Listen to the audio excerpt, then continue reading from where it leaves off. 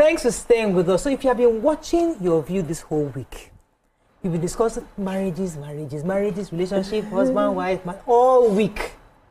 And we're trying to conclude that conversation this week, but you cannot conclude marriage conversation without bringing somebody who can really break it down to pieces for us. You know, the other day we're talking about should marriages have an expiry date? Because the truth is that after some people marry for 20 years, they should be given the option, let us renew, let us decide to renew. Like it might be a better option because people are realizing that they don't want to go the long haul. Others are saying that this thing called marriage is not, I've reached middle age and my needs are different, my wants are different. When I was in 20s, I was all lovey-dovey, I can do anything, we're all together. When I'm in my 30s and 40s, I'm thinking, okay, I'm not taking this nonsense again. I have now, my priorities have changed. I want somebody better. I want a more sexier wife. I want a more, I'm richer now. I can afford an Amaka. I want an Amaka. I don't want a Murayo again. You know, those kind of things. So things are changing. Finally, finances. You know, people are saying that this week we also discussed the fact that money is also a matter in marriage where people are not able to share the truth of how much they are earning. So these factors have been affecting marriages. So we're bringing none other than our friend, our co-host, physically and spiritually, our clergyman, a friend of the house, and life coach and pastor, Dr. Olumide Emmanuel, in the building. Yes, so let me welcome our weekend people. It's nice to see you people. Thank you, sir. So, I see you on Saturday now. Yes, see you live. It's good. Amaka, welcome back. Just the good they come. If you don't get private, you may go to the wedding tomorrow. Just flying and flying. So, Dr. Olumide, I mean, this issue before we go into the other levels, let's start with the most recent one we talked about yesterday or 2 days ago. Do you think for marriages to work today, we should have an expiry date? That document that we carry in church, that we sign, should there be a 20-year or 10-year renewal such that people are continually coming back to say, okay, should we continue this thing or should we go our separate ways? Do you think it's a good idea? No, it's not. See, one of the things, thanks for having me. It's always nice to be here. One of the things we need to understand is that when you are getting married, you are getting married to the past, the present, and the future of whichever you are getting married to. The major challenge, like I've said over and over again, is because a lot of people go into marriage without understanding marriage. So many people get married before they discover themselves. And so when they start discovering themselves in marriage, because they lack understanding of self and understanding of marriage, then those conflicts come. Once you understand marriage, you will know that in your marriage, you can really not be married to only one person. Because that one person you are getting married to, there are 5 to 7 dimensions to that person in the lifetime of that marriage. So once you have that understanding and there is effective communication, as we are moving from stage 1 to stage 2, we continue to help each other to navigate those seasons. So that's the way it works. So if I'm a man now, I meet you as a young girl, I'm a young guy, I'm getting married to a young lady. I'm also a young guy. But now we get into the marriage, we're getting to know each other, you become pregnant. I have never met a pregnant woman before. I've never been married to a pregnant woman before. So now, even though I married you as a young lady, I'm now married to a pregnant woman. I don't understand that. You have never been pregnant before. You don't understand that. So we are both confused. So we need someone to now help us understand that when you get married, though, there'll be pregnancy season, there'll be parenting season. So those are the realities that many people don't know. And when it happens, it becomes a struggle because you are pregnant. How do you handle a pregnant woman that is not even understanding herself? She's trying to understand your hormonal change. Then you are there. You are not understanding her, and it's like, what's this? Then she now becomes a mother. And once a woman becomes a mother, as a man, your position becomes secondary, whether you accept it or not. The woman born with the children, and then the children become a greater priority than you, whether you accept it or not, whether they acknowledge it or not. So, but if you don't understand that, that's where the battle starts. So, like I said, I think I said the last time, a lot of people that start going into psychicism, it begins when their wife is pregnant and when the children come in and they feel that I'm no more a priority in this marriage, and then the enemy messes them up. Okay, because what I can hear you saying is a communication breakdown, in the sense that maybe both parties are not communicating their needs in different at different phases to each other. So let's talk about communication breakdown in marriage, and also when you have maybe one of the spouse that keeps saying, oh, I don't like to talk, I don't talk, I'm not the talking type. How do they now communicate their needs, or how do they now help encourage communication within the marriage system for someone that says, oh, I don't talk, I don't like talking? Now, you see, everybody talks. There is nobody that does not talk. But now, people talk to people they love, to people they are free with, to people they are friends with, to people they can be vulnerable with. In most relationships, you'll be amazed to realize that a lot of couples, before they get married, they have deep conversations. They are able to talk about almost everything. But when they get married, the dynamics change. Because most of the time, you see a lot of people say, just tell me anything, I will take it. Then when you now start telling them what, they now begin to that, then you begin to say, okay, but you told me I should tell you everything. So I'm married to you, I love you, I'm committed to you, but someone in the office is staring something in me, and I'm like, babe, get on, you have to help me. If I this girl say, how can you? Then the next day I'm going to work. Are you seeing that today? Then I will not tell you anything tomorrow. So whatever struggles I have, you're supposed to be my best friend. You're supposed to be my safe space, naked and not ashamed. But the very minute I realize that, then I'll go to my guy and say, guy, how do I handle this babe? So that's the reality. Most of the time we say we are ready for the truth. And these are the reality. So if you as a lady come and say, there's one guy that toasted me today. He said, okay, we gist about it. But not many men can do that. Not many women can do that. So when it comes to communication, everybody communicates. But you need to now make yourself the safe space that your spouse can communicate with. All right. So in a society where marriage has been solely prioritized, how do we start to decolonize people's minds about marriage? And is marriage really the trophy for a woman? No, marriage is not a trophy for anybody. Marriage is one of the things that has been made available for you in the journey of your life if you consider it to be an option you want to explore. You don't have to be married. As a matter of fact, if you are not fulfilled being single, you'll be frustrated being married. The challenge with a lot of people is that they have never been single. You see, we need to have right definitions for what, I said at the beginning that people don't even understand marriage. So what is this? What is marriage? So let me give you the definition of marriage. If you disagree with this definition, then you are not married, or you don't understand yet. You will get it later. So marriage is a covenant commitment to love an imperfect person unconditionally for the rest of your life. Marriage is the highest school of selflessness and sacrifice. So once you are getting married, it's a covenant. Number 2 is a commitment. Number 3 is a love relationship. So what then is your definition of love? Love is not a feeling, love is a choice. Love is not a feeling, love is a commitment. So when you see people say, I don't love you anymore, it's because your love was based on feeling. You will never, I repeat, never feel good about your partner 24/7, 365. Even the children you give birth to, say, please, all of you, leave it doesn't mean you don't love them, but at that point, you don't feel good about what is happening. But your love is a commitment and it's a choice. So when I say I love you, that means I have chosen to accept you. I have chosen to be committed to you. It does not mean I will feel good every time or things will feel right every time. So marriage is a covenant commitment to love. Now getting down to an imperfect person. There is no perfect person on earth. There is no Mr. Perfect. There is no Mrs. Perfect. You are only going to get someone that is perfect for you. So nobody is perfect. Everybody has weakness. So when you are getting married, settle it. This man I'm married though. This one I'm married, they are not perfect. So, and you have to love that imperfection. That's why when God brings people together, most of the time, what is your weakness is my strength. What is your strength is my weakness. When we understand that, we complement each other. But when you keep highlighting my weaknesses, then my strength will look low. But when you highlight my strength, my weakness will look low. That's the way it works. So, covenant commitment to love an imperfect person unconditionally for the rest of your life. Marriage is for a lifetime. So, decolonizing the minds of society on the issue of marriage. So it's not, you see, when you say you want to get married, you have to be sure you are ready for it. That's why if you are not ready, don't get married.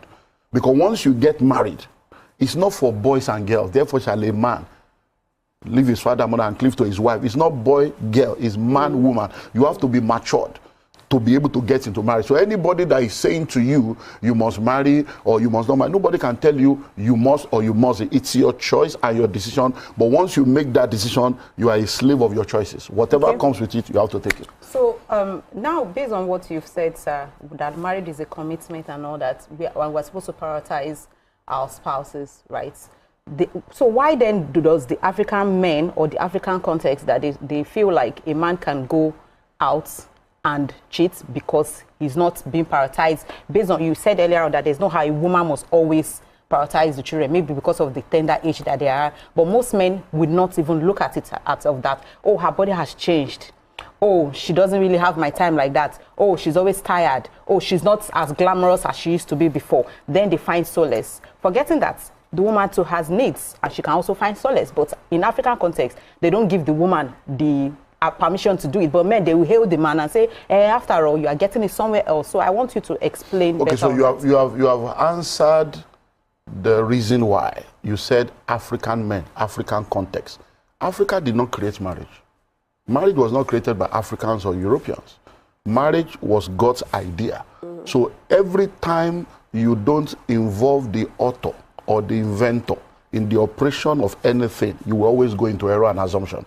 So there are three kinds of marriages. We have African cultural marriages, we have contemporary marriages, and then we have kingdom marriages. I have said to people for almost 27, 28 years, never marry an African man. Marry a kingdom man. Never marry an African woman.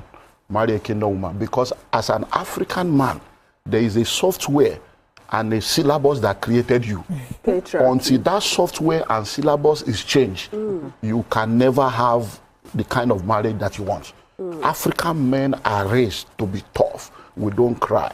We pretend. We are macho. We don't share our feeling. We are not vulnerable. We are providers. We are better than women. That is an African man. If you marry that kind of person, you are in trouble. So until that man is converted to become a kingdom person that understands that this marriage thing was created by my creator and these are the principles that guides it, and I'm going to align myself to that. Until that happens, you're going to be in trouble. But you see, in trying to run away, because we're always going to wrong extreme, in trying to say, I don't do African men, I don't do this, we now go to the other extreme. We have now created a contemporary marriage where you can't tell me what to do, talk to the hand, I get to see you, and then we have now realized that many of these people that now want to fight patriarchy, they have now entered into another extreme error, and that's why we're having all these challenges that we're having. So as far as I'm concerned, once you are getting married, the first thing you need to do is understand marriage and be prepared for it. Today, a lot of people will spend money. I had a session, I had a conference in Houston online a few weeks ago. Someone spent 10 million naira on pre-wedding and what do they call it? No, not even for the toasting proposal. Oh, wow. They now to propose now they do party to propose. Marry me. Yeah, they bring hall, they do a whole hall, they brought band, they brought saxophone, everything. Spend 10 million. Wow. The same person now wants to go for premarital counseling. Come and pay $1,500. Say it's too much. So you are ready to pay a wedding planner. You don't want to pay a wedding coach or a wedding counselor, because we don't understand that you cannot succeed in the battlefield by manufacturing the weapons of war on the battlefield. You have to prepare. So a lot of people, they don't prepare for marriage. And when they get in there, they face the Dr. Rumi, as I said before, because this whole week we're discussing marriage, and we need you to come and help us clarify some things we're hearing and discussing. Another thing I need your clarity on. Somebody, a man like you, stood up and said that a man can love his wife and still cheat. It doesn't have anything to do with the cheating. He knows, even the woman he's cheating with knows that he's married. It has nothing, because sometimes the woman in the house does not look like that figure in his side, the fantasy he has. Because now she's a mother and he sees her, he respects her, he loves her so much. She's the mother of his children. She's a respectful person in church. You know, she's deaconess XYZ. You know, so he sees her as somebody who's nurturing, in charge of the whole house, and he loves her for that role. But he cannot see her as the exotic person that he wants to get with. So he goes out to go and find a Jane who is available. So, and doesn't mean that he doesn't love his wife. So women should accept the fact that I can cheat on you, but doesn't mean I don't love you. Please help us on it, because we are finding it difficult to choose. Okay, so we're going to need to look at it from different perspectives. The first thing you need to understand is that most men are deceived to think that they are the only ones that have feelings and emotion for people. Thank They have you. this belief that women don't feel that way, but it's a lie. It's just because women have been trained by that same culturalization to be more disciplined. And so a lot of women, by virtue of their upbringing, they have a higher discipline with their sexuality than men. Because even in the upbringing level, they will tell you, you're a woman, no. But for the guy, hey, my guy, even the parents will be hailing the guy from young age. So because of that, a lot of men have grown up to be indisciplined. Now, the fact that you are married does not mean that your feeling will only be for your wife. You will see people that will trigger something in you. But where discipline comes in is, thank God I have mine. That's nice, beautiful. You thought that's why I call it the mystery of the neck. The reason why you have a neck is so that your head can move. So if there is evil here, you say, wow, that's good. Then you move your head to the left. If there is evil everywhere, you lift up your eyes to the heaven and receive grace. So number one, let men get that. So any man that is telling you, I can do that, a woman can also do the same. You just need to understand that, but most men can't take it. You want to do it, but you cannot take it. Now, the second aspect is to realize that, in all honesty, a lot of men, for them, sex is just a release point. Because for a man, every 72 hours, the sack is full. So there is a need for a release every 72 hours. Just pause. Yeah. I have to break it down. I don't understand the 72 hours. Let's go on a very short break. When we come back, we'll break down the 72 hours. Stay with us, President. As an entrepreneur with over 3 decades of experience, I've come to realize that staff recruitment and retention is one of the things you need to get right in order to build a sustainable business. Hello out there, I'm Dr. Olumide Emmanuel. A lot of organizations make the mistake of not training their staff, so they have massive visions, but they don't have people that can help make that vision a reality. And that's why I'm speaking to you, captain of industry, as an entrepreneur, to do all you can to ensure that you bring your workforce to the Business Sustainability Summit 2025 so that we can help train them to become a part of making your dream a reality. You need to understand that if you train them, they will do well, but if you don't train them, you can't blame them.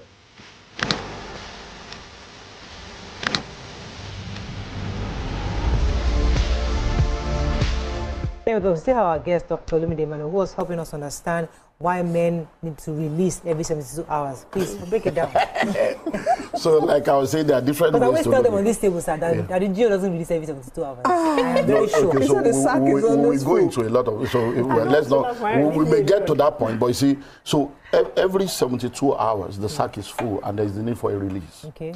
So that's why when people are married, it's very, very important for them to have a strong, healthy, sexy, sexual life.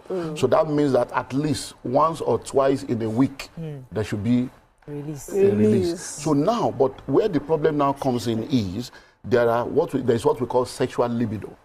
Some people have low sexual libido, some people have high sexual libido. They will now talk about sexual libido compatibility and management. So that's another thing. But you see, the other aspect is that a lot of women, they don't realize that when you get married, as a man or as a woman, your marriage is where you are supposed to express all your sexual fantasy. No shame. So when I marry you, you are supposed to be Mommy Gio, and you're also supposed to be Badi Gio. Okay.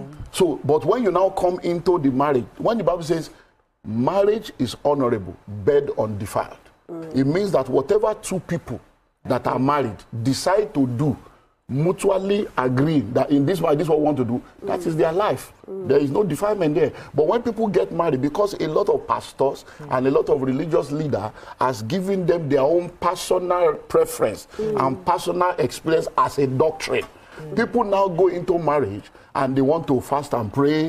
You say, Lord, this thing we're about to do, this thing we're about to commit. As if when they're having sex, the omnipresent God is not there. God that created sex. Sometimes I tell my wife, I say, this God is mighty. So you mean God sat down, he created this thing. It means that God wants our life to be sweet. Because that is the kind of, we don't see God in that life. We are doing as if we are more holy than God. So a lot of women don't allow their husband to express their fantasies. I'm talking of normal fantasy. I'm not talking of madness or no. So when you now want to do it, say no, let's do it this way. Most people is just missionary style. Where did you see it? In the Bible or any that this is the way it must be done. So by the time you are now asking for variety, at the end of the day, they say, no, then your fantasy will now lead you to want to go and explore. Sometimes men always assume that women don't want, because they don't see that women like that. They don't, because she's now the mommy of children. No. So they don't see her in that light. Let's now go to that aspect of mommy. Now, you see, a lot of women also need to understand this. When you are not married, you dress well, you look good, you look fantastic. But by the time you now marry, you now think, I don't settle. I'm not going to. There's house management, there's children management, there's even women are even doing car management these days. Women are doing community. They're like, there's nobody can say, how many people can be going to do facials every day? No, nobody saying do facials. But that's not an excuse not to be intentional about spicing up your marriage. Because we are talking about the problem that it has led to. You just come, so I'm leaving home in the morning. If you are not living with me, I'm leaving in the morning, you are with rapper. So the first, is sexy, sir. Please, so, that matter. No. Sexy to who? So you are. Where is the negligee? Where is the nightgown? Where is the lacy stuff? So I'm living what as pastor? That's the problem. I am a human being. What is pastor? I am a pastor and so on. So now I leave home in the morning. The picture I see is not exciting. Then I go to the work, I see people pushing it up, coste, party everywhere, billboard everywhere. I go through all that emotional torture. I return in the night again. You are Maxi. You are Maxi with spoon in your hand. Let me go. One second. One second. Okay. Tunde from Magodo, thanks for calling. You're live. Morayo and the ladies. I have 2 questions for Dr. Olumide. Please. He said something that you are a slave to your commitment.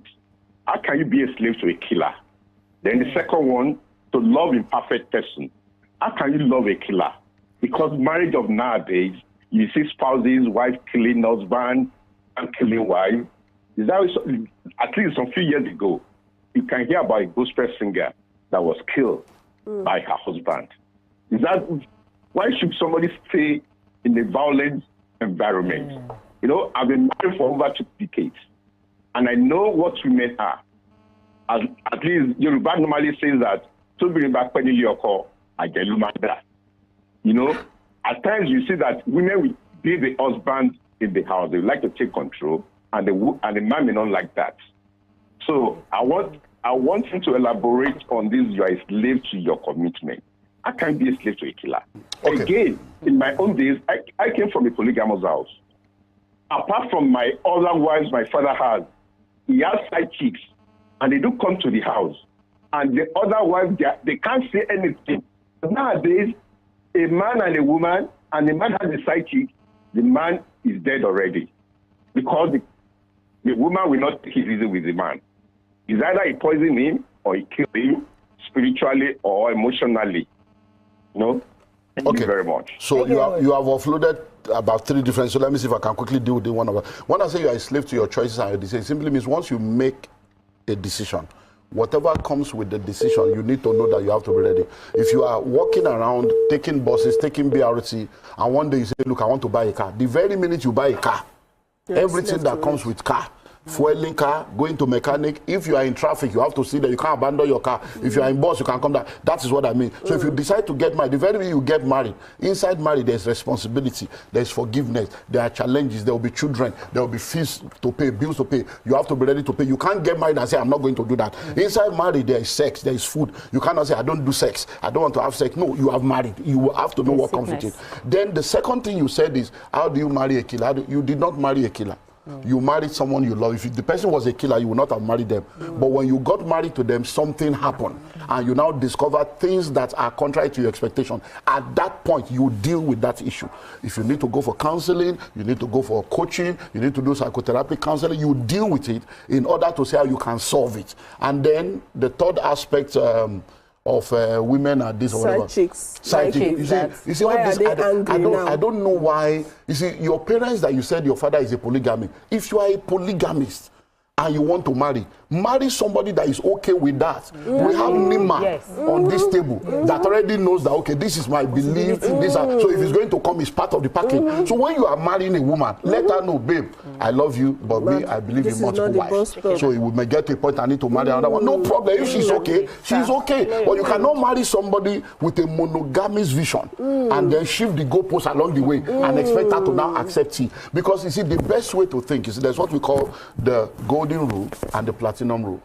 Do unto others as you want to be done unto you. If your wife shows up tomorrow with a guy and say, this is my side cock, how will you feel? Because men, sometimes when they say some of these things, it seems as if they don't listen to themselves. And these are the issues why we say you need to be a kingdom man, so that those kind of software will not be operating. Coming from a man. Thank you. Okay, so a friend Folake sent this and said that men don't post their wife on social media, they don't take their wife out on dates, they don't spend quality time. So is there any justification in any form for a man to cheat? No. Now, let me go to this social media. You see, the world has become, why must I post you on social media? But they post their side chicks sometimes. And I don't know about that. That's why I'm not against, I'm not in support of all this side. So why must I be posting? Because sometimes you need to understand that many of these things we're talking about, we are talking to the whole world though. Yeah. We are talking, so some people are listening to us right now, they are teenagers. Some are listening to their young couple. Some are listening to their grandparents. So you mean now, at 65, 70, it's social media that is my problem.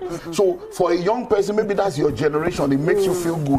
What is the purpose of posting you on social media and punching you out? So that the chick will, side chick will not say they did not know that he's married. Because some people will say they did not know. So there is no reason that is tenable for anybody to be a cheat or to have a side chick, there is no reason for people that know they are your wife, they know they are happy. They are happy. Side chick, let them be on social media. Social media. Social media is a fake life. So there any justification? There is no justification for having anything outside. Let me take Joshua. Joshua, thanks for calling. You're live. Pastor Daniel. Pastor Manuel. Pastor Daniel. Pastor Daniel. Oh, sorry. Go ahead, please. Okay. All right. Please, I have the former caller that called. I have an answer to some of the answer to what he said. He said, "How can somebody marry a killer?" First of all, what the man of God in the studio said was, if you want to get married, involve the Creator that made you. Because God cannot give you what will kill you tomorrow. Most of the marriages now, they are out for emotions and feelings. And you see some girls, they will come home with a man. When the dad is talking, they say, no, daddy, I love him. I like him. I love him. I love him. And they don't want to go deeper to know about that person in prayers. So that is what the first point for the first man that called, the former caller. Okay. Then, on the man of God, there is something he said earlier at the starting of the program that somehow I don't want to agree with. He said that when someone is married and then children begins to come, the man becomes a second class in the marriage. I think he said something like that. I don't so much believe that. I believe that everybody has their position. As a father, as a mother, as a wife, as a husband, have a place for your children and have a place for your husband. Your children should not take the position of your husband. Your husband should not take the position of your children. Likewise, the man also. I've seen some men that love their children more than their wife. And some women love their children more than their husband. That is very wrong. Every one of them has to have their position in the marriage so that they can balance the equation. Okay. So that's my contribution. Right. He's going to ask Thank you him very a much. question. Yeah, no, it's his views. That's why we're here. It's your view. Let it count. But like I said earlier on, I'm telling you, I was talking about the fact that in marriage, you should be expecting the past, the present, and the future. You see, the ideal is different from the real. My wife, I love my wife fantastically. My wife loves me supernatural. It's an amazing marriage. But I will not deceive myself. I know that when some things are down, the child will. So, and I'm okay with it, because what is my problem with a woman loving my son or my child? Do you understand? As long as she's not depriving me of things that makes the marriage work. So you can say, okay, because you see, many times, look, listen. That's why I say to people, love your wife. Love your wife to a level where she can always choose you above children anytime. And because at the end of the day, many of the men of today that are not loving their wife, it is when they are old that they will suffer into. Your harvest time is waiting for you, because men don't do amugo. Okay, let me let Tamaka. So by the time they leave you and begin to go to Canada 6 months, you will go now become old man living alone. Okay, so culturally, women have been taught that for you to be modest, you shouldn't talk about money, right? And sex. You should talk about money, you shouldn't talk about sex. And then you see, it becomes an issue where you find out that before couples marry, They discuss like their genotype, their health issues. They discuss, you know, every other thing but their finances. They don't want to touch on. The woman feels so scared to ask the man, okay, how much are you earning? What's our financial plan? Where are we going to live? What can we afford? You know, what's the plan? Job interview. No, there's not a job interview, but you know, it's a destiny. It's important to know his ideas about how he manages his funds and stuff like that. Why is that women have been culturally trained not to discuss money, or that when you discuss money, you're no longer a modest woman? Okay. That's why we're saying that you have to now move into kingdom marriage. You see, everything you have said is culture and tradition, and it's contemporary things that are not aligned. You see, marriage is an institution. It's the only school where you collect certificates on the day of resumption. Marriage is the school where there's no graduation. In every school, there are lectures and classes. So what lecture and class did you go for? So I have said it forever. I have discovered that the major challenge we have today is ineffective courtship. A lot of marriages that exist today should never have existed. So we say what God has joined together, let man put us on that. Many of the marriages God didn't join. Okay, let me pause you, sir, because I have a caller been holding for a while. Dio, thanks for calling. You're live. Good morning. Good morning, sir. Go ahead, please. Pastor Lumide, good morning, sir. Good morning. And I want to really thank you for sharing your story with on Dr. Pastor Kingsley's program. I watched that interview. It really gave me, that's what your story is a replica of what I'm also going through. And it really gave me an way on what to do.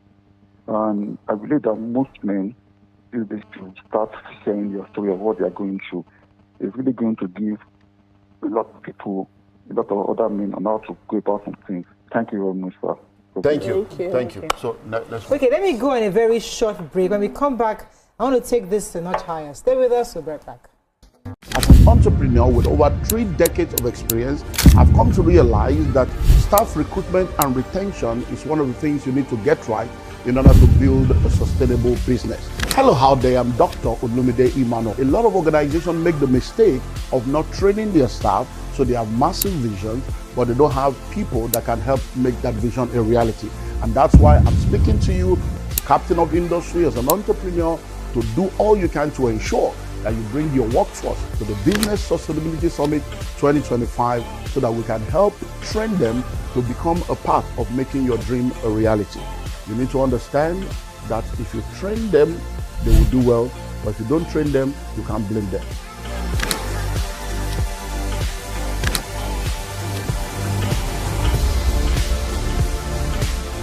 To stay with us, we still have Dr. Olumide Emmanuel. As I said earlier, this whole week we discussed a lot about marriage. I just thought to end the week was important to bring somebody who knows and hopefully to educate us better. I want to bring in this scenario because there's a lot of women that feel that, if you look at their marriage, it looks perfect, but there's a lot of issues. And they're saying, when they hear you say, be committed, to be a slave somewhat to your commitment. I think Amaka used the word during the week, saying that, how can I commit to rubbish? And people say, what do you mean rubbish? And I don't want to go as far as our caller that says, how can I be committed to a killer? That's not, killer is a bit extreme. A man comes to you, I am a Christian, I am here, I'm not cheating on you.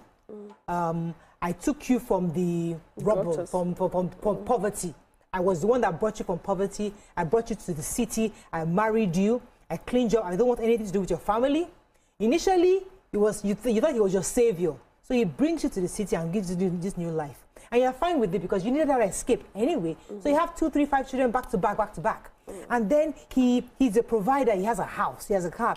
But he's not emotionally detached from you. He's not romantic. He doesn't show you love. He provides. And he doesn't care for your family because he took you from there.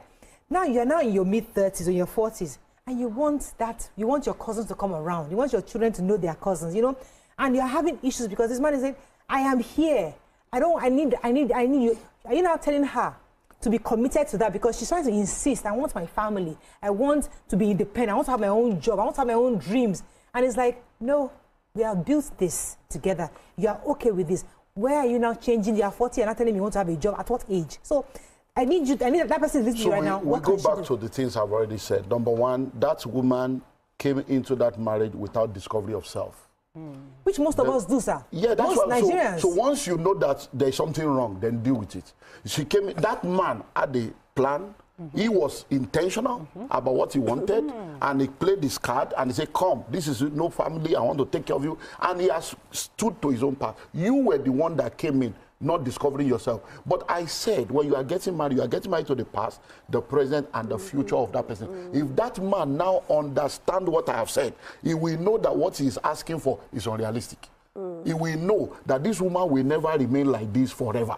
Because she's going to become a mother, she's going to become a graduate, she's going to become exposed, because she cannot remain like that. And as she grows, I'm also going to grow, because that man has not remained the same also. But most of the time, it's because we are not communicating and talking about the real issue.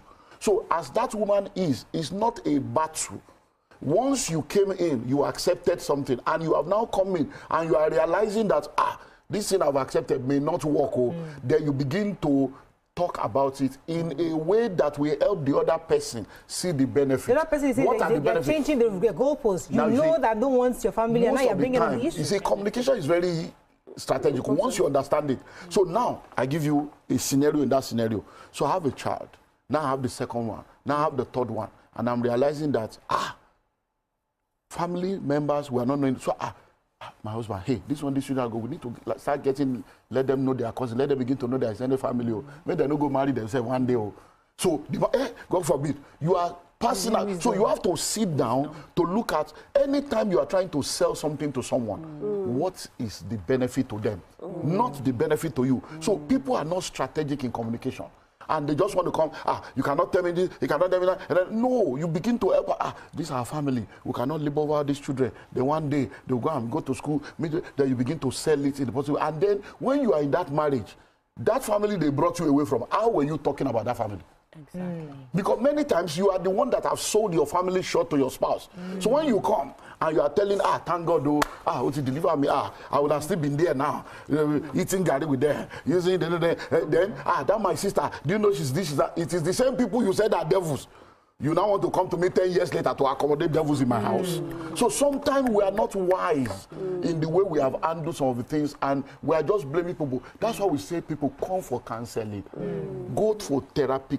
Go for therapy. Let people help you. Many people are dealing with traumas that they are not ready to face, and they want to use prayer to cover their mental problem. It is still you, pastor, that said that we shouldn't bring a third party now. Now you're telling us to come for counseling. All of you, all the pastors. Which pastor don't bring it even till tomorrow. Go and listen to Pastor Emmanuel. They are still saying it at weddings. Don't put a third party. That is a wrong message. That is not scriptural. So what's the right message? There is no marriage that can survive without a third party. None. Because, you see, every time they tell you that, you go and read my book. I've written this book since 1998. I've written books since 1998, so I'm not one of such pastors. Every marriage requires a third party. When they tell you, they allow a third party into your marriage, listen to what they say. In the same sentence, they allow a third party. Marriage is between a man, a woman, and God. You have just contradicted yourself. Because God is also a third party. So what we should be telling people is, be careful the kind of third party you bring to your marriage. Let it be third party that can help. Because whether you like it or not, the media is influencing you, third party. Your school, your education is influencing you, third party. Your friends are influencing you, third. So there are already third party, consciously or unconsciously. So most of the time, all these messages, you see, the syllabus has changed. And I've said it over and over again, religion is more dangerous than the devil. When you practice Christianity as a religion, you're going to be a pawn in the hands of charlatans behind the pulpit. You're going to be a victim of the religious, myopic, inexperienced, inexposed interpretation of scriptures of the people you listen to. Many of the pastors today, over 80% of them, have never gone to Bible school. They have never read the Bible from Genesis to Revelation, talk less of studying it. And they are behind the pulpit. So many of them speak from their level of understanding and exposure, not from theological understanding and kingdom perspective. So you have to know God for yourself and study. Let me take you, Fanyiwa. Good morning, Fanyiwa. Thanks for calling. You're live.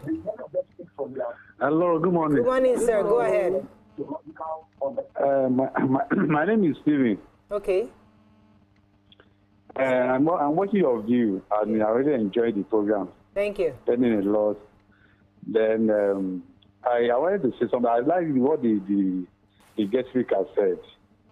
He said something very, very profound about when you want to get married, that you don't involve God, that you should involve God. No? Yes, we can hear you. Go ahead. Okay, that you should involve God, and that's exactly what many people are not doing. We want to get married, we don't involve God in our marriage. But now, I myself, as an example, when I want to get married, I used to do fasting and prayer, dry fast 3 days every month, There's a girl I wanted to marry. So when I finish that fasting and prayer, I do it every month.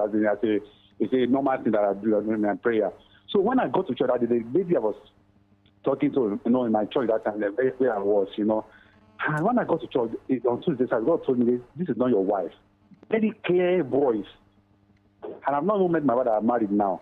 Do you know that I walked to her immediately. I said, God said you're not my wife.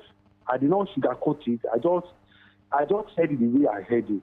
And today I did not regret it because I met my wife after that. In fact, I've been married for going to 11 years now. My marriage has been fantastic. And God has been Thank so you very much because, for the Mr. Stephen. I want to use what he said because a lot of people have this and I want to hear from God. And they go and pray and talk to pastors. And because I remember a woman who told me that the man she really loved, her pastor told her that that's not your husband. Today, I think she was, then this was, maybe she was 50-something, 53 years old. The man married somebody else. He's a Muslim. She's a Christian. And he loved her and she loved him. They loved each other so much. But, the unequally yoked preaching and her pastor said, no, he's not her husband. Anyway, the man has gone to marry somebody else and he's happy. And she felt like she lost out on somebody that could have been her soulmate. Until tomorrow, she has not forgiven her pastor for not allowing her to marry that person. So whenever somebody tells her God says, she runs, but I don't want to hear anything. Okay, so when the pastors become the people that decide who you marry, what kind of Christian? Because you blame pastors, but that person is not a Christian. He's an unserious believer. When do you need a pastor to tell you who to marry, who not to marry, what car to buy, what car not to buy? We are putting a lot of responsibility on pastors that God didn't give them. And many of them are carrying the responsibility to make them feel important. If you are a Christian and you read your Bible, did your own Bible tell you to marry a Muslim? Why do you need a pastor's opinion on what is written? So if you believe you should marry the person, then go ahead and marry and become a slave to your choice. So if you marry the person, enjoy yourself. The guy can marry 4 other wives and you still enjoy it. Because all this one, there are women that don't have any problem with their husband having other women. Because their love language is different. For some people, just take care of me. As long as you can take care of me, give me my own house, my own food, you can do whatever you want to do. So it's all a function of, are you really a Christian? Let's stop all this, God, pastor, this. Many times it's just religion. So if God has led you to marry somebody, it does not mean that there will be no challenges. If you don't handle those challenges well, the same marriage that God led you to will scatter. Because everything in scripture that talks about marital crisis, we saw how God brought them together and we still saw the crisis. Let me go on a very, very short break. I come back with Sister Abigail. Stay with us, we'll be right back. As an entrepreneur with over 3 decades of experience, I've come to realize that staff recruitment and retention is one of the things you need to get right in order to build a sustainable business. Hello out there, I'm Dr. Olumide Emmanuel. A lot of organizations make the mistake of not training their staff, so they have massive visions, but they don't have people that can help make that vision a reality. And that's why I'm speaking to you, captain of industry, as an entrepreneur, to do all you can to ensure that you bring your workforce to the Business Sustainability Summit 2025 so that we can help train them to become a part of making your dream a reality. You need to understand that if you train them, they will do well, but if you don't train them, you can't blame them.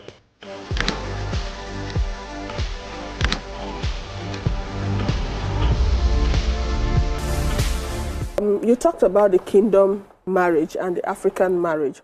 And most of the people who want to make excuses for why women are not cool or not okay with the behaviors of married men these days, they want to say, our forefathers, they had different women, they had side chicks, our mothers were okay, the family life was okay. But now you women, you're starting to fight and the family is scattering. You're a man. I want you to say from your point of view, were they truly happy or were they subjugated? You have answered the question. They were, you see, all this, our mother stayed with my father for 30 years, 50 years. You see, they were not happy. Most of the women in those days were not economically empowered. So when they came into the marriage, the men were the only provider. So for economic survival and sustenance, they had to sit down there. So many of our parents and mothers, grandmothers, they endured all kinds of abuse. And they now redirected their attention and affection to the children. Is happiness not relative, sir? Because Because happiness to you might be happy. Happiness to another woman of the 80s is that my children are grown up, they are successful. That makes me happy. That's psychology. In psychology, in the law of survival, every time the ideal is not available, you move on to the available. So the ideal is that your love relationship, your joy should be in that marriage with your husband. When your husband is not there, you attach it to the children. So those that don't have children, they can attach it to their job or to it. So that is psychological survival. So for most of those parents, they ended up now putting all their affection on their children, start calling their children my husband or call me another son. And that has become part of the problem we are seeing today, that many of them now become dangerous mother-in-law. Have you ever had father-in-law problem? It's always mother-in-law. Because most of them, they now see their children as a retirement plan, as a survival plan, as an escape plan. So when the sons now marry, they now want to go and destroy the son's marriage to stop the son's wife from enjoying what they did not enjoy. Many of those people that you thought were surviving, that were there not enjoying it, many of those marriages, there was no sex for 30 years, for 20 years. And they were there. Many of them looking older than their age. They have mommy's room, daddy's room. They created a coping mechanism. So most of those things that they did is what this generation is trying to fight, and they were now going to the other extreme. Because don't forget that in that house, a boy was growing in that house, a girl was growing in that house. The boy is looking and saying, I will not be like daddy. I will not do this to my wife. The girl is saying, no man will do this to me. So by the time the boy comes into the maturity stage, he's trying to be a good man. The girl is meeting, is already coming with, so everything you say, what do you mean by that? And then you're like, hello, babe, we are not fighting. But because she's coming from the trauma of our upbringing, you now find out that you have sometimes a loving man and a cantankerous woman that is, everything is a fight. Or you have a woman that is like, I don't even want marriage. Marriage is a scam and all those stuff. So it's a major challenge. It's a follow-up question, actually. Okay. So where do we find the balance? And as a man, what do you recommend? Because this has become a menace in the society. The man trying to superimpose, I'm the man, you must respect me. The woman trying to say, no, I cannot be like my mother, you can't subjugate me. So we need a balance for future. And what do you recommend, if you have to recommend, for people that are going into marriage? So once you are going to marry, my number one recommendation is go for premarital training. Make sure that you are well schooled. And it's not that, it's because theory and practical are two different things. No matter what they teach you, when the practical comes, at least you have enough weapons, enough knowledge, enough information that can help you navigate. Oh, this is what they said. You know that when we watch film, every time we watch movies, they always portray pregnant women as people that are spitting, hungry, shouting, but that's not the truth. Do you understand now? So by the time people go with that kind of narrative, when they now get married, they are not even ready. Many people get married, they don't go for any marital class. Nobody has taught them the processes, the kind of dresses, how to do it. So it is training. Once you have the right knowledge, whatever you face, you have enough information. Can I just quickly add to what he said? The truth is that all of us in this country, as Africans, to black people, we need therapy. Because first of all, you need to understand your triggers. You need to understand what's going on from your childhood. You need to solve your own problems before yoking with another person. Do you understand? So it's not just about a couple counseling. You need therapy, first of all, to identify your issues. I want to talk about trust and betrayal. We know that trust also stems from dishonesty, unfaithfulness, broken promises, and all that. And they've said that once something is broken, it can never fix, it can never be the same again. So truly, can there really be sincere forgiveness? And can the cheating spouse ever really stop if he's remorseful? Can he truly stop? So yeah, a cheating spouse can change. A cheating spouse can be transformed. That's, I can give you testimonials of that. Completely is possible, but they need to go through a process to get to that. When it comes to rebuilding trust takes time. And now, please listen to what I'm about to say. Forgiveness does not necessarily mean forgetting. Forgetting takes a longer time. Forgiveness is a choice, it's a decision. And you don't have any choice but to forgive. Because not to forgive somebody is to hate yourself. It is like you drinking poison and expecting somebody else to die. So forgiveness is not all you must forgive. But now, that process of forgiving, that process of forgetting will take time. So yes, trust can be rebuilt. If someone has disappointed you, male or female, let's deal with it, let's talk about it, let's go through the process, and let's now establish boundaries. You see, there are people that go back to their exes. They have, unfinished business with a lot of other people. And ex issue is sometimes a very, very complicated one. So when you are in a relationship, there has to be boundaries, and there has to be intentional accountability. When you do that, it helps your marriage. When you have trust issue, if for instance now I'm leaving in the morning, oh babe, I'm going, then as I enter the car, we have left this place, we are moving to this place now. Oh, we are in this place now. Oh, we are leaving this place now. It gives you, oh, this person, we are always together, we are communicating, I know where my wife is, I know where my husband is. Those kind of things helps to build trust. And then there are some things you have to intentionally sacrifice to rebuild trust. If you know that these are things that will give a wrong impression of me, then you avoid some things. If that marriage is important to you, you make the sacrifice. Dr. There's a situation that I know about. There's a man who is a church worker. He's not a pastor, but he's a minister of God. And he's been very committed. Him and his wife, very committed. They've been in church for 20 plus years. So he's a man, people see him as a man of God. Now, his wife had always complained that he wasn't very romantic or even sexual with her. So she accepted that maybe he's not really into this sex matter. 20 years into marriage, she finds out that he's actually gay. Now, the reality is that he's been having this sexual relationship with other men that she had no idea. And then she found evidences that for years, that's how he's been getting satisfied. That's why he doesn't come to her. Now, she's scared because she doesn't want to bring this up to the main church, because this is somebody that it will scatter the kingdom. Yeah, that's their kingdom. It will scatter, because the man is well placed. It will scatter everything. Then it also scatter the family. There are children involved. If this thing gets out, there are friends in school, family, cousins. So she's having to hold it, and she doesn't know what to do. In that kind of, because the reality, a lot of men today, or a lot of women are finding that their husbands are actually bisexual. It's a new problem. It could have been an age-long problem, but now, how do we even navigate this new problem? Okay, so please, I'm a pastor. Yes.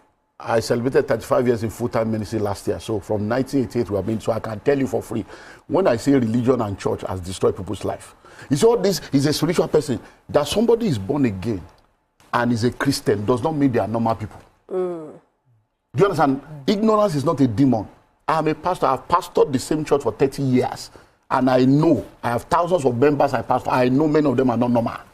I say it to them. So church is like an hospital where people come to. Some people are responding to treatment. Some people are not responding to treatment. Some people are in intensive care. So that situation right now, the fact that he's a spiritual person does not mean he's an emotional person, does not mean he's mentally okay, does not mean he's psychologically okay. So that relationship, you got married to someone. The person is not having sex. In what world is it normal for a young man not to have sex? That's an abnormal behavior. Even if somebody does not have libido, there are some things that will help you to know that this one is abnormal. So what did you now do in year 1, year 2, year 3, year 4, year 5? When you discover that you now sat down there, you accepted it. You could have discovered what you are discovering 20 years ago. You could have discovered 2 years ago, 2 years in the marriage, 5 years in marriage. But we refuse to go for counseling. We refuse to go for, you see, many times I say to people, you see, hey, I don't want trouble, I don't want trouble. You will end up seeing trouble. Because sometimes you need to put your foot down and say, I am not okay with this thing.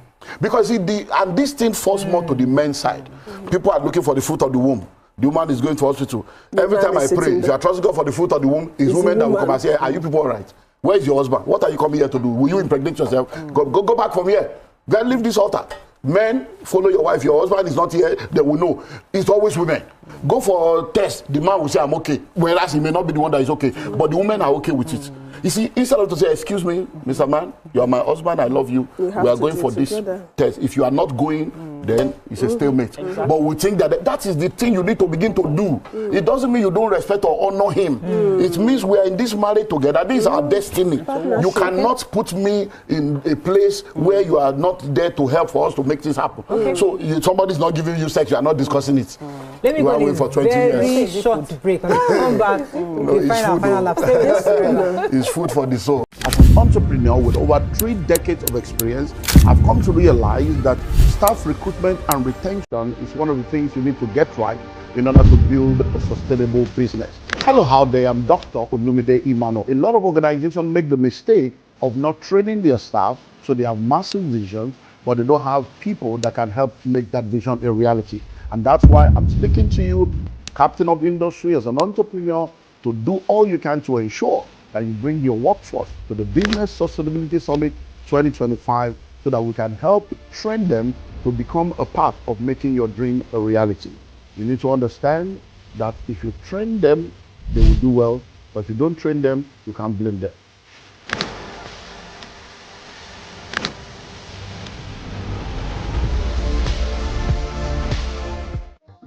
Thanks for staying with us. So I'm going to continue the conversation. Okay, yeah. So for every partnership, for any partnership to be successful, compromise and negotiations must come into play. But then at what point do you say, you know what, I've compromised enough? Especially when one partner is being pushed or realizes that they're the ones that are constantly compromising. At what point do you say, no, it's enough? One of the things that we need to develop is to develop friendship with our spouse. One of the greatest joy you will ever have is you marry someone that you have a friendship with. Because there are things you gist with your friends about that you may not be able to talk to your spouse about. But when your spouse is also now a friend, it creates a leveling environment. What is a tension discussion in other relationship? In your own relationship, it's not a tension discussion. It's a discussion that you look. So when you are communicating, I've said, okay, I don't think I've said that today, but the causes of relational crisis, the top 5 causes is communication, sex, money, third parties, and unrealistic expectation. I believe that the #1 key to success in a relationship is communication. There is no problem we cannot solve except a problem we cannot discuss. All the wars in this world, they will still come to the table. So when you talk about pushing boundaries, I'm doing it, what was the communication? There must be a communication. Babe, you know, based on this now, I have to do this. Can you take up this now? In the next 1 or 2 years, this will happen, this will happen. Then we are communicating. Oh, I'm going for school. You guys have to stay alone. I'll be in the UK, but you know, I cannot afford to be bringing you. Maybe I will come once, you will come. You know, it's communication. So you cannot say you are giving sacrifice, They are pushing you. What was the discussion in all those points? If there has been communication, it will never get to a breaking point. It gets to a breaking point because there was no communication. Somebody is taking somebody for granted and somebody is being foolish. Sir, please, do you believe in divorce? Because I believe in both holy books. There are grounds for divorce. So at what point would you be pushed to the wall for you to say, okay, I've had enough. I need to love myself. I need to be with myself. I don't believe in divorce. I don't believe divorce is the best thing for anybody to experience. Because many times the way people push marriage is as if, oh, I can have a choice to just get out of there. No, I don't believe in divorce. I believe in the Bible. The Bible gives room for divorce. Because as far as God is concerned, there is no Mr. and Mrs. in heaven. You come to God as an individual, the other person comes to God as an individual, the two of you meet yourself, and marriage is here on earth. When you get to heaven, you see appear before God on your own. So God, in his love, in his magnanimity, has now provided a way to protect his children. So God was the one that brought up the issue of divorce and separation by himself. He's the one that created marriage, and he brought it up to say, come. In the Old Testament, he saw how his daughters were being treated. And he said, no, you cannot treat a human being like this. You cannot say because somebody cooked food, the salt is not good, you just throw them out, and then you don't give them liberty to continue their life. So if you want to do that, give them a bill of divorce so that they will be free from you. They can be free to move on with their life. Then in the New Testament, when he brought it up, he said, look, you have heard it said before. He said, but now I say. And he now established that he wants you to be together, but there are 4 reasons that can give room for you to exit that relationship. And he listed the immorality, and even the immorality is subject to your ability to forgive. It's not that because somebody committed adultery, you run. No, you can forgive and still move on, and there are a lot of people that have been able to do that. And then we list when an unbelieving party departs. So if someone no more believes in the marriage and decides to leave you, you are free to move on with your life. Do you understand? So those are things. So like I want to go to your domestic violence. You see, please let's listen to there are laws that govern life. When you were born, you had life, the law of life. When you got born again, you became saved, the law of redemption. When you got married, you became married, the law of marriage. All these laws supersede each other. The law of life is superior to the law of redemption. The law of redemption is superior to the law of marriage. So if marriage will ruin your redemption and ruin your life, then you need to look for a way to ensure that you deliver yourself. Because God doesn't want you to be in a place where you will be killed and destroyed and then you end up missing heaven. And then when I say that the law of life is superior to the law of redemption, it simply means that the very minute you become saved, your life becomes a new life. Do you understand now? So your life is no more the life you had before. Your redemption is now your life because you are living a new kind of life that is superior to that other life that you had before you came into Christ. So you understand that. So once you are in a relationship and it's an abusive relationship, it's a relationship that is detrimental to your life, then you need to now separate, not divorce, to go and seek help so that there can be reconciliation. And if there is no reconciliation, you move on with your life. You have comments on social media. We have to wrap up. Any comments? I'm sure we have. We have a lot. We have. I am both. Okay. So many. Your Oyimbo woman don't frost. Okay, they are just very. I found out my husband is gay. Okay, we don't use the swear words. I will expose him. What is not good is not good. People look at him as a man of God. You're not deceiving God. That's Adejoke Kezim. Another one says that they joke a lot, so yes. I don't want to read it. I'm a millennial. Obasa Deborah says, how can someone discern if a man is gay during courtship? I'm a millennial and I don't live by the rules you guys set for yourself. I set myself as priority number 1. That's Antnam. And then, okay, I am both... Okay, we have to wrap up, unfortunately. But, sir, I know this gay issue kept coming up, and that's why I kept trying to read it. It's a conversation. It's a global conversation, not just here. And I don't know how the Christian or even the religious institutions are managing it, because people are coming to the realization that, okay, maybe I'm not heterosexual, maybe that I am naturally gay. And it's hard for Nigerians to understand it because it's even illegal in this part of the world.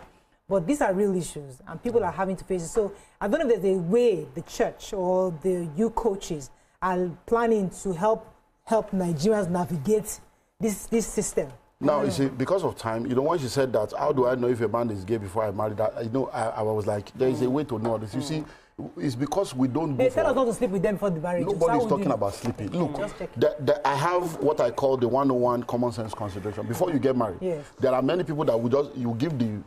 Because we have a premarital class that you go through. And that's the solution to many of these things. Once you give the man his own, he will feel it. You give the woman her own, she will feel it. By the time you bring the two of them together, many times the relationship does not continue. Because the things they are not willing to talk about is in a form. It's just yes, no. There are a lot of tests, psychotomic tests that you will feel. By the time you see results, it will seem as if the person is a prophet that came up, that grew up with you. So there are solutions to all those things. All this issue of gay or whatever, I'm a pastor. I've seen all kinds. And there are professionals that understand how to handle all these things. So you cannot come and say, it's all this nature-nurture thing. It's all a function of understanding that if your environment is toxic, it will create something that is toxic. So if someone does not have any trace of those things in their life and they grow up in an environment where they are molested or exposed to it, it will happen. And let me throw this to throw a spanner so that they can be having something to chew on. Many of us don't realize that our mind controls our hormones and can change things within us. We don't realize. So many times when you are a woman or a man, when you are a man, when you are a woman and you are pregnant and you are expecting that your child to be a different sex from the sex that is in the womb, you are part of those that instilled those things in those children. And that's the level I wanted to go and be discussing. So you are pregnant and you say, I want a boy, I want a boy, I want a boy. And then you now go to do scan and they tell you it's a girl.